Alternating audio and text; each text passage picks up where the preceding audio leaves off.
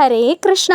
കണ്ണൻ്റെ വനമാലയിലേക്ക് ഏവർക്കും സ്വാഗതം. നമ്മുടെ കൊറ്റംകുളങ്ങര ഉത്സവത്തിന് ചമയവിളക്കുമായി ബന്ധപ്പെട്ട് കുഞ്ഞുങ്ങൾക്കുള്ള താലപ്പൊലി, അതായത് കാക്കവിളക്ക്, താലം എന്നിവ എടുക്കുന്ന കുഞ്ഞുങ്ങൾക്ക്, 10 വയസ്സിന് താഴെയുള്ള കുഞ്ഞുങ്ങൾക്ക് രാവിലെ കുഞ്ഞാലുമൂട്ടിൽ നിന്നുമാണ് താലപ്പൊലി ഘോഷയാത്ര ആരംഭിക്കുക. അങ്ങനെ ഞങ്ങളുടെ ഒരു ചേട്ടൻ്റെ മോഡൽ ഡ്രസ്സ് ഇടാനായിട്ട് നോക്കിയപ്പോൾ അവന് ഒരുപാട് വലുതായിരുന്നു. അതുകൊണ്ട് പിന്നെ പെട്ടെന്ന് അമ്മയുടെ ഒരു സാരി ഇരുന്നത് ഞാൻ വെട്ടി തയ്ച്ച് അങ്ങനെ ഒരു പട്ടുപാവാട ഉടുപ്പുമാക്കി കേട്ടോ. അങ്ങനെ പട്ടുപാവാട ഉടുപ്പുമൊക്കെ ഇട്ടാണ് എൻ്റെ മോൻ സുന്ദരിയായി താലപ്പൊലി ഘോഷയാത്രയ്ക്ക് പോയത്.